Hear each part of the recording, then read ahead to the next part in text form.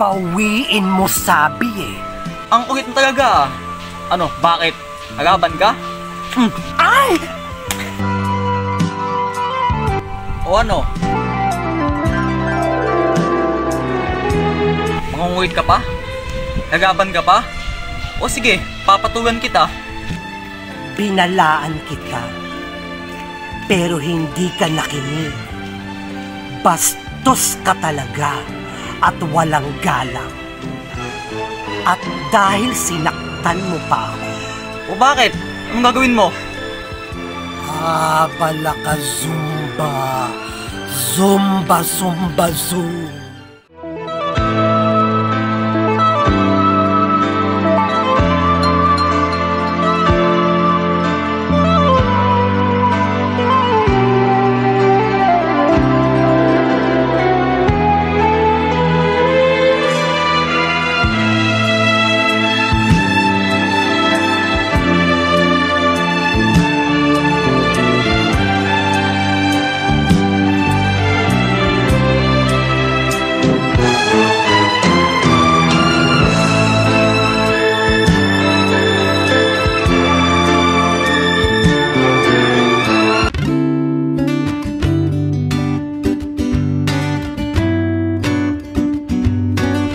Minsan, may isang binatilyo na may attitude. In other words, meron siyang hindi magandang pag-uugali. Masyado siyang bilib sa kanyang sarili. Mayabang, ika nga. Simula bata kasi ay spoiled na siya sa kanyang mga magulang, kaya hanggang paglaki ay taglay niya ang kanyang hindi magandang pag-uugali. Feeling niya ay siya na ang pinakagwapong lalaki sa kanilang lugar. At bukod doon, ay bully pa siya. Madalas niyang bulihin ang mga kapitbahay niya na sa tingin niya ay may nakakatuwang kapintasan. Lalo na ang mga bakla sa kanilang lugar. Bakla! Ang baguga!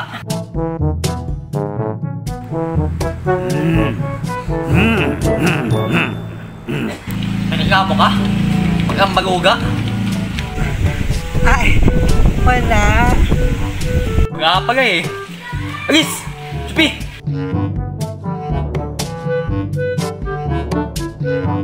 Hindi lang isa, kundi dalawa pa. Uy! Bakla! Baklang kabayo! Sino mo ko kabayo? O bakit? Totoo naman na. Mukha kang baklang kabayo. O ano? Takbo na!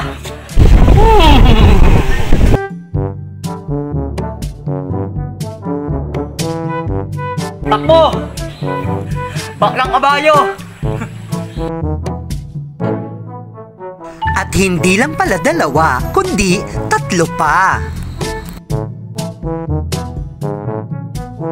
Uy bakla! Mukha kang manika. Thank you. Manika naman kukulam.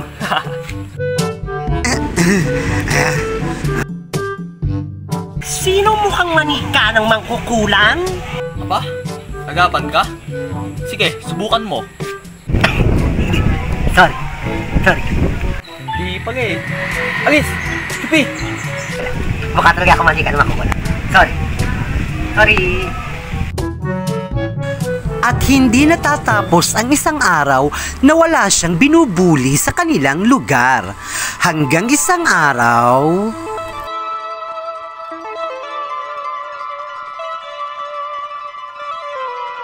Aba? Bakla na naman. Puro bakla nakikita ko ngayon na.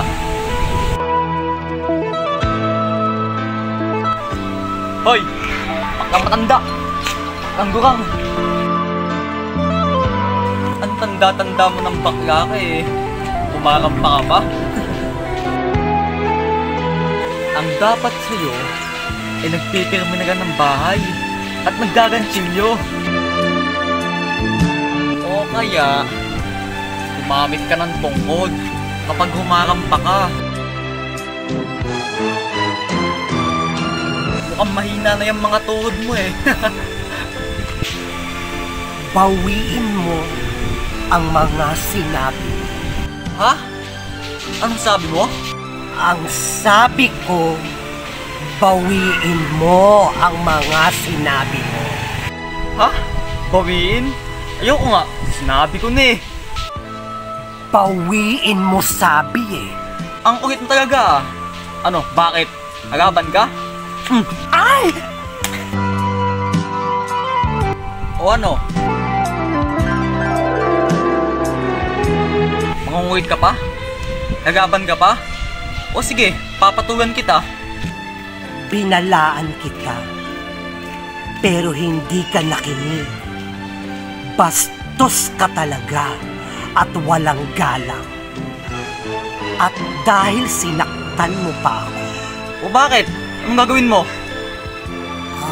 Bala ka zumba. Zumba, zumba, zoom. Bala ka zumba. Zumba, zumba, zoom. Chuk-chak Chenes Caracas. Caracas Chenes Chak-chuk. Chuk-chak Chenes. Chinese Caracas.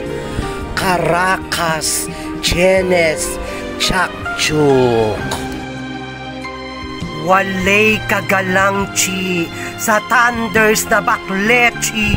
Hechos Chenes. Hechos, Chenes, Nachos, Caracas. Hechos, Nachos, Chenes, Caracas. Pagsisisihan mo ang ginawa mo sa akin. Pagsisisihan mo ang ginawa mo sa akin. Pagsisisihan mo.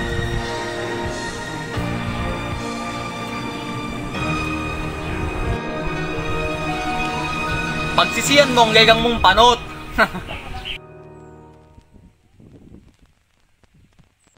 May kakaibang naramdaman ang binatilyo ng mga sandaling iyon, pero binaliwala na lang niya iyon.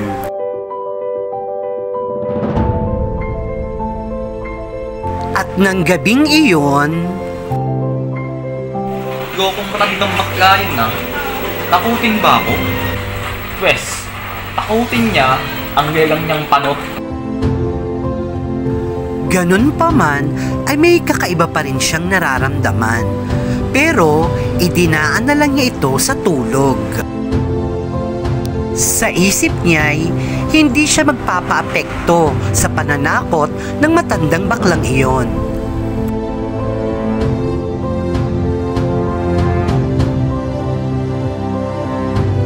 Lumipas ang buong magdamag at sumapit ang kinabukasan.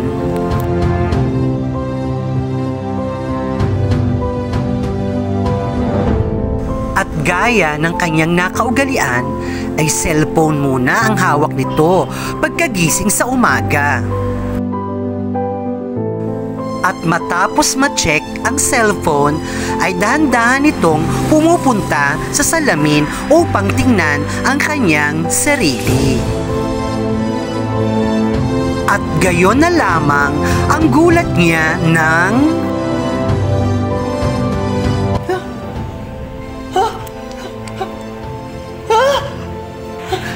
Ano nangyari sa akin? Ba't ako naging ganito? Bakit ako nagkaganito?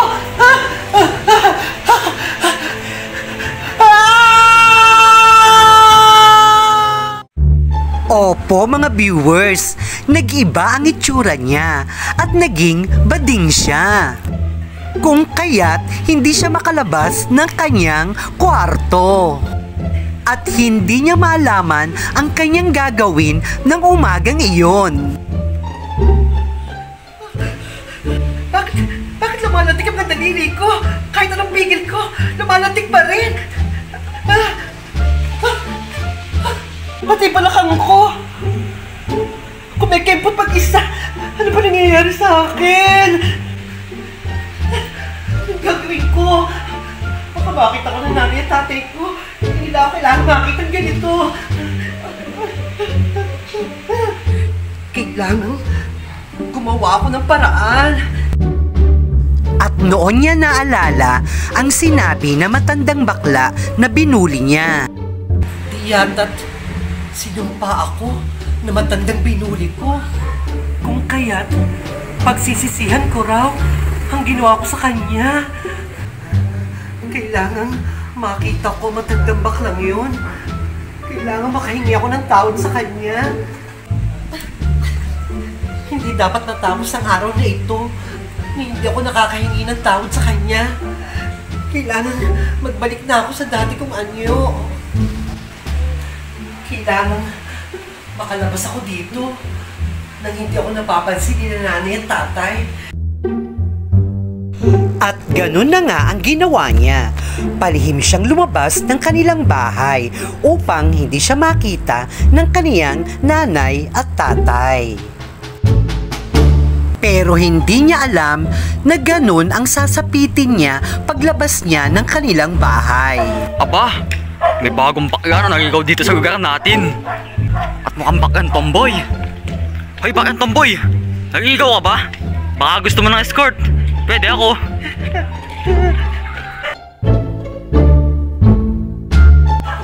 Uy, may bakla oh. Mukhang bagong salita. Mukhang baklang tomboy. Baklang tomboy, baklang tomboy, baklang tomboy. At noon niya naramdaman ang sakit na nararamdaman ng mga binubuli niya noon. Ganun pa man, ay ipinagpatuloy niya ang paghahanap sa matandang bakla na inaakala niyang sumumpa sa kanya. Hanggang sa... Tulungan ko na po kayo. Salamat.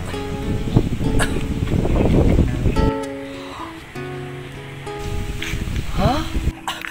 Kayo po! Naku po! Mabuti po't nakita ko kayo! Patawad po! Patawarin niyo na po ako! Pinagsisisihan ko na po ng labis ang nagawa ko sa inyo.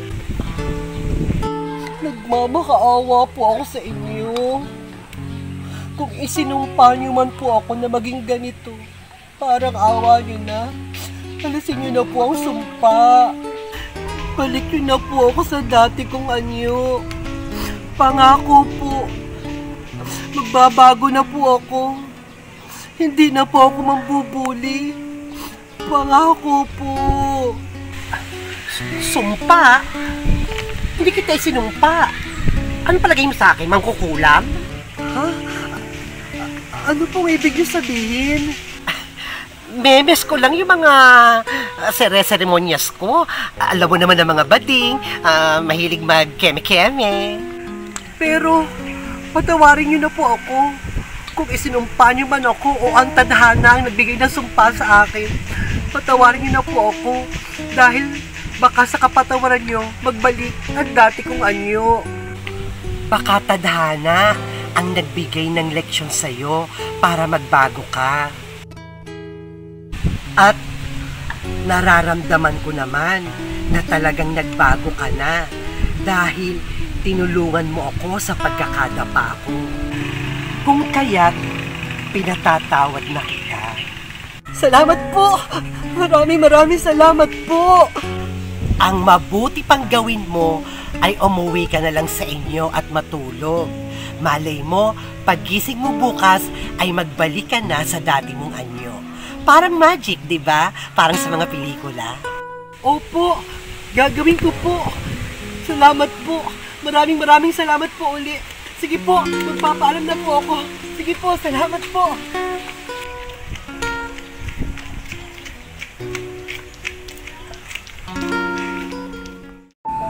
At ganun na nga ang ginawa niya pagdating niya sa bahay.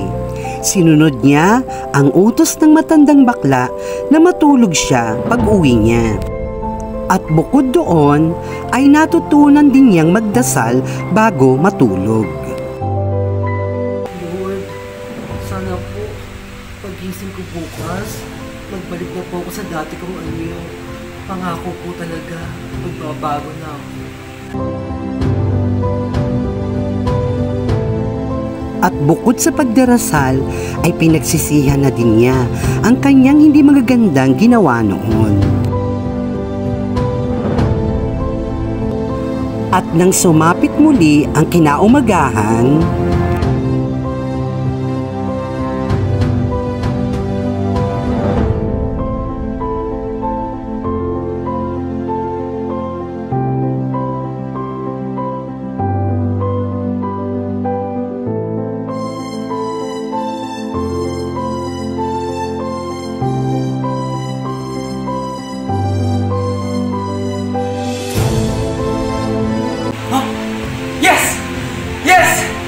Nagbaligtas galing ang anyo!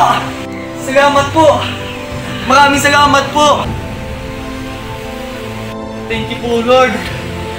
Thank you po talaga!